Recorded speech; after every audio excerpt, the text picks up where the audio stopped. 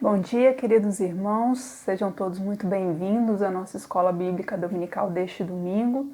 Eu acolho a cada um de vocês com a paz do nosso Senhor Jesus Cristo e já quero convidá-los a iniciarmos a nossa manhã com um cântico Satisfação.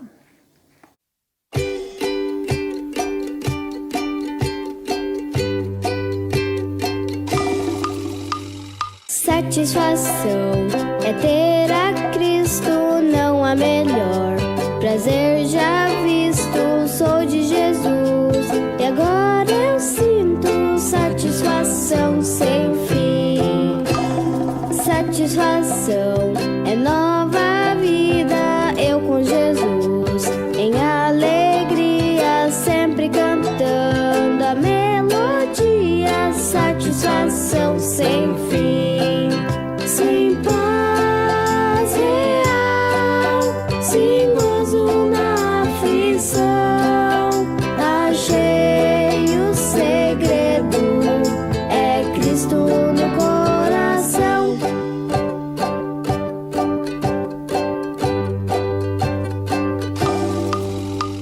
Satisfação é não ter medo, pois meu Jesus virá bem cedo.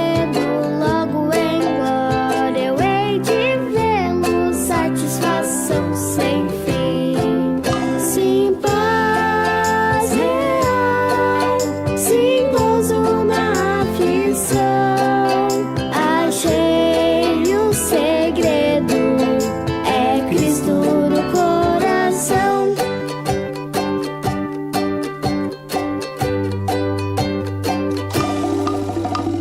Satisfação é não ter medo, pois meu Jesus virá bem cedo, logo em glória eu hei de vê-lo. Satisfação sem fim, satisfação sem fim.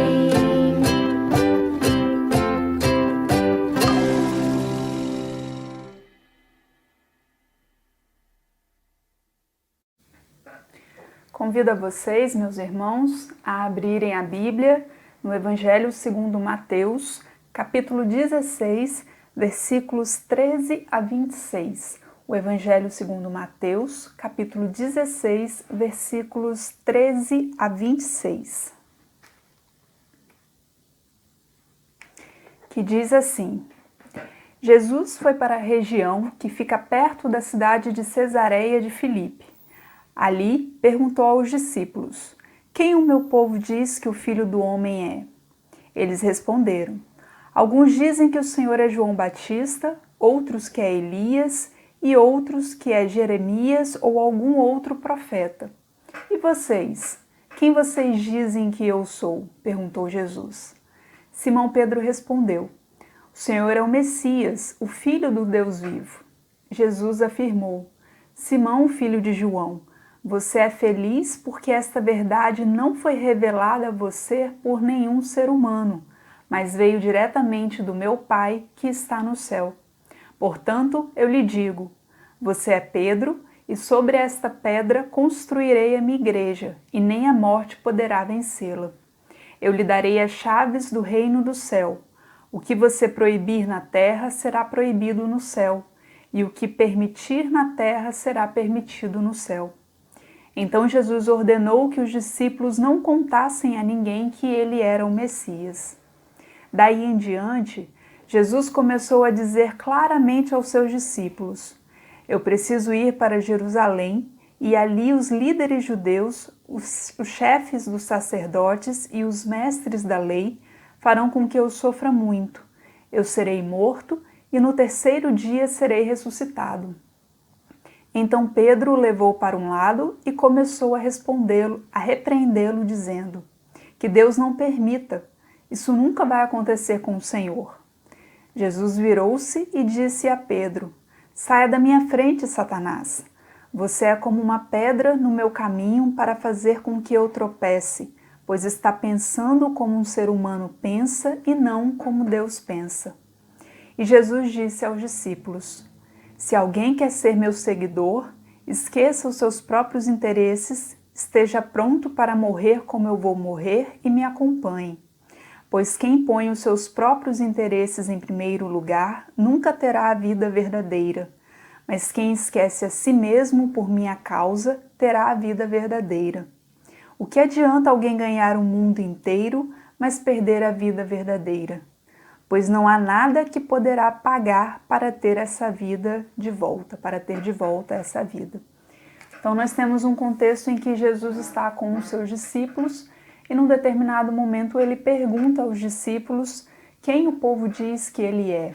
E depois ele pergunta diretamente aos discípulos, quem vocês dizem que eu sou?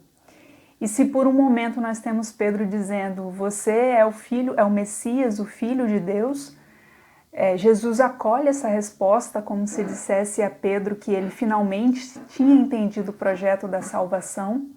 Por um outro lado, nós temos o mesmo Pedro, quando ouve de Jesus que ele vai precisar de passar pelo Calvário, pela morte, pela ressurreição, como parte desse projeto de salvação, nós temos o mesmo Pedro repreendendo Jesus, dizendo que isso não vai acontecer com ele.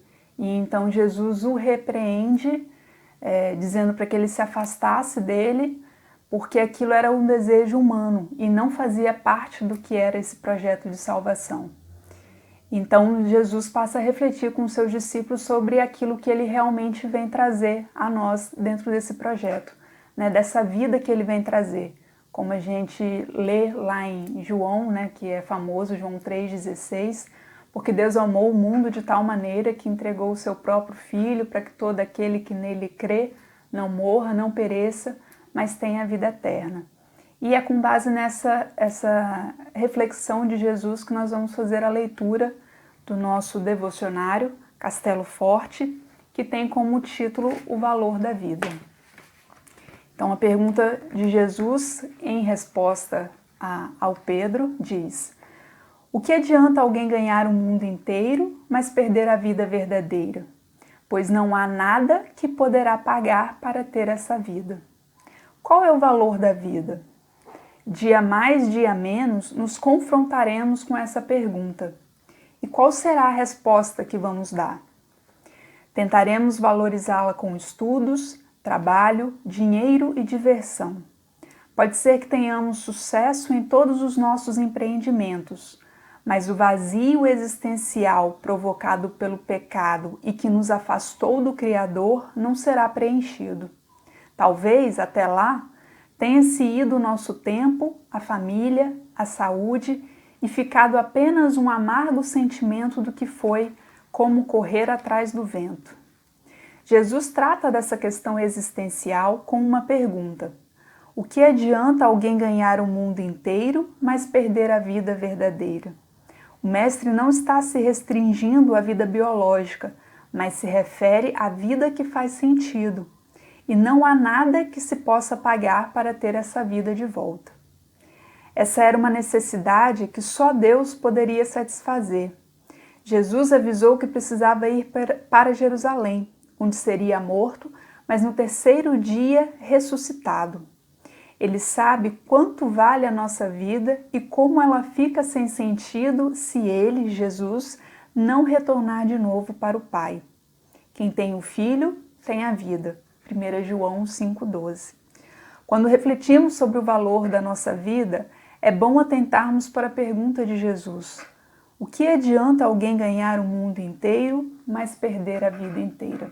Que Deus nos oriente em nossas reflexões e que possamos sempre fazer a escolha pela vida verdadeira. Amém. Antes de passarmos ao nosso estudo desta manhã, o nosso estudo bíblico, quero deixar registrado os aniversariantes dessa semana. Desejar um feliz aniversário para nossa irmã Charlesta, que aniversariou nesta sexta-feira, dia 4. Lá no grupo da igreja, normalmente é ela quem nos lembra dos aniversariantes do dia, e essa semana chegou a vez dela ser lembrada. Então, Xaxá, receba os nossos parabéns, que Deus abençoe a sua vida, da sua família, que você tenha aí uma vida longa e com muita saúde. E ontem, dia 5, foi aniversário do seu Nilson. Nós temos orado pelo seu Nilson, pela saúde dele, e eu quero aproveitar aqui para desejar esse abraço carinhoso para o seu Nilson, dizer a você, seu Nilson, que o senhor não está sozinho, nós temos orado pelo senhor E nós cremos que Deus vai cuidar de todas as coisas para o Senhor ser restabelecido da melhor forma e o mais rápido possível. Conta conosco, fique em paz, tenha fé, que Deus te abençoe e toda a sua família também.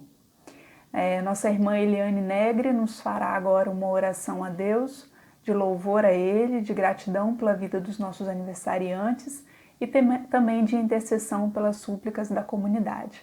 E depois passaremos ao nosso estudo bíblico. Que Deus os abençoe, irmãos, e nos vemos no culto à noite. Querido Deus e Pai, nós te agradecemos pelo dom da vida, em que através disso te louvamos de corações abertos. Através das nossas orações de louvor, aonde quer que esteja, tu ouves o nosso canto. Te agradecemos também pelos nossos aniversariantes desta semana. A irmã Charlesta e o nosso irmão Nilson, esposo da presbítera Sirlene. Aproveitamos a oportunidade para lembrar dos nossos pedidos de oração. Nosso irmão presbítero Valdete, Dona Penha, Dona Odete Breda, o Rui, Reverenda Isaura Márcia, Zuleika, a Querênia, filha da nossa irmã Neilde Osmar, Dona Albalília, avó da diaconisa Manuela, Evangelina, cunhada da presbítera Amélia, que tu possa, Senhor, estar junto deles nesses momentos de aflição. E quero te pedir também, ó Pai, pelos médicos, pelas enfermeiras, técnico de enfermagem e muitos outros da área de saúde que enfrentam de frente no seu dia a dia o Covid-19.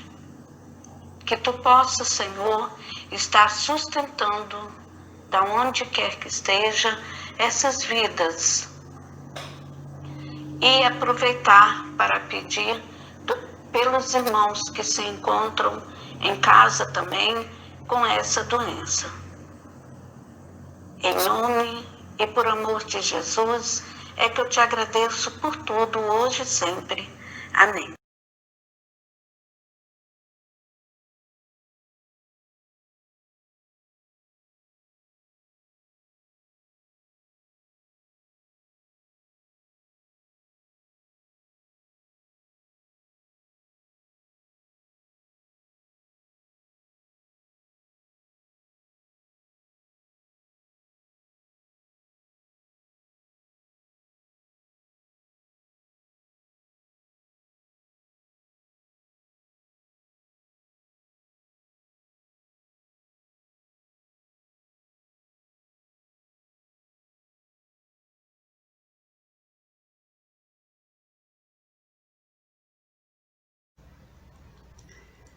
A redemocratização do país depois da ditadura, ou seja, a ditadura que durou de 1964 a 1985, encontrou-se com uma nova religião, e essa nova religião denominou-se evangélica.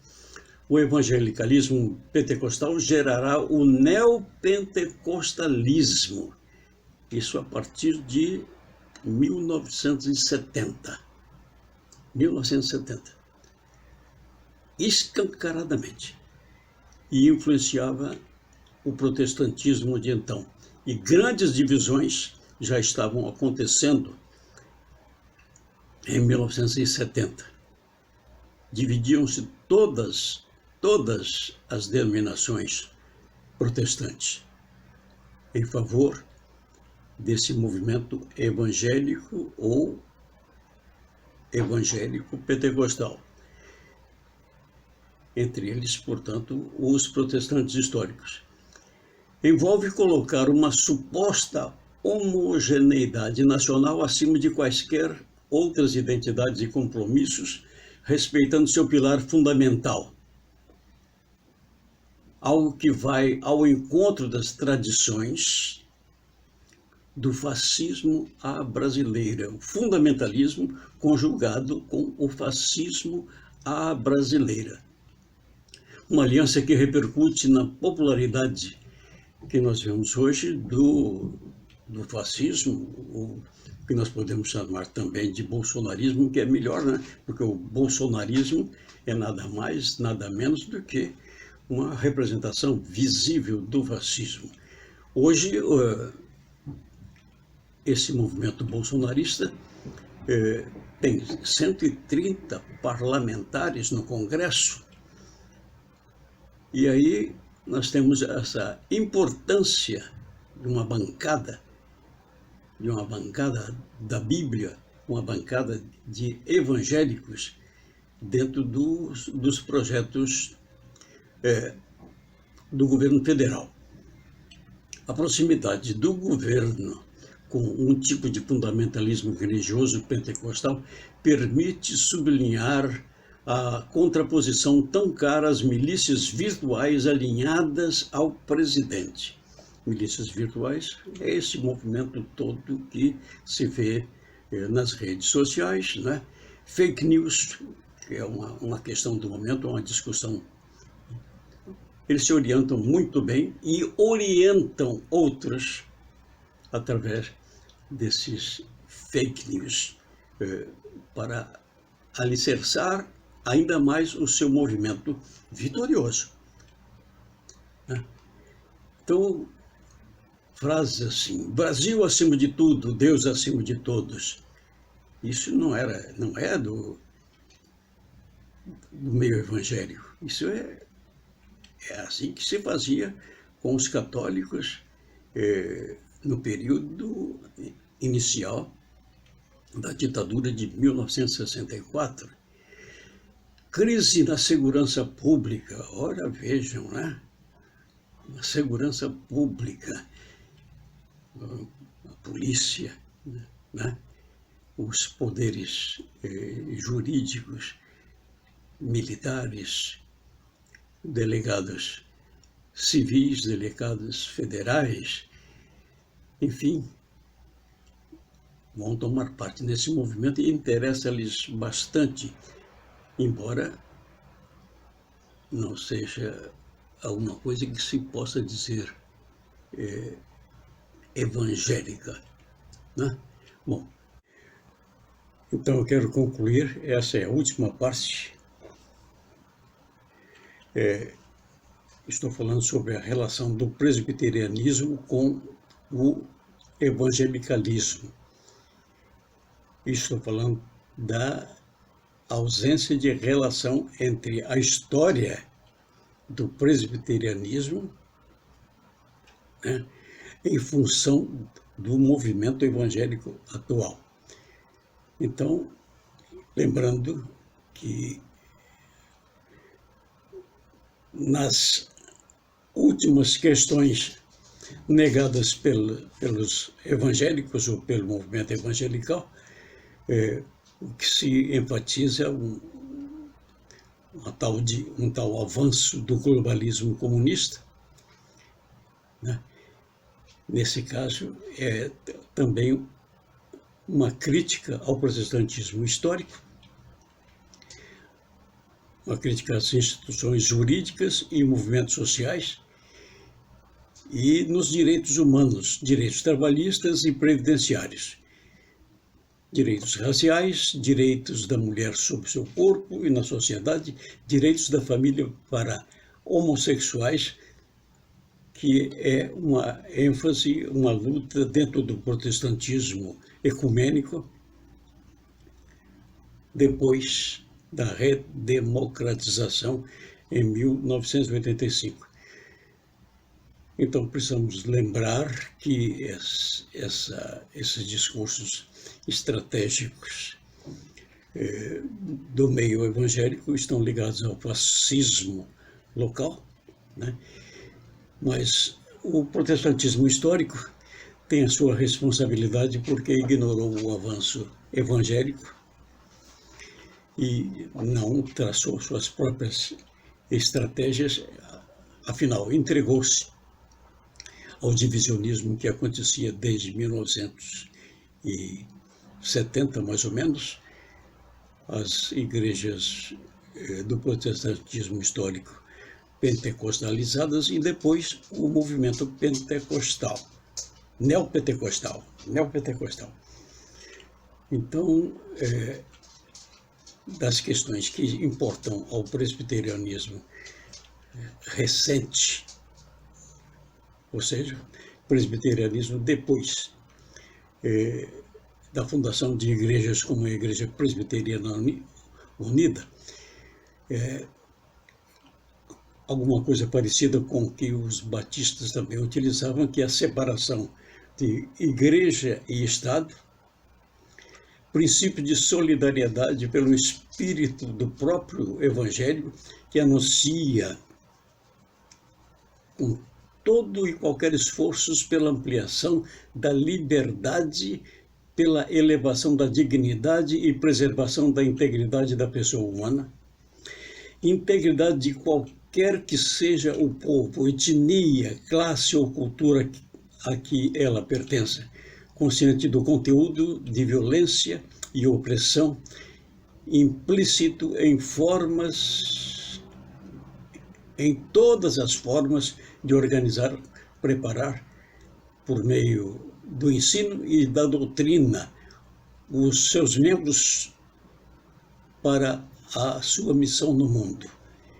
Promover a unidade e a comunhão de todos os cristãos, desenvolver e participar de ação concreta visando a justiça, a paz, a promoção do ser humano e da vida. Destaque no presbiterianismo adotado na Igreja Presbiteriana Unida do Brasil, IPU. Creio que o protestantismo histórico ecumênico assinaria embaixo o que estou dizendo agora. E assim encerro essa participação e vamos ver se a gente consegue algum resultado, né? Estarei à disposição de todos. Um grande abraço. Deus acompanhe a nossa igreja. Amém.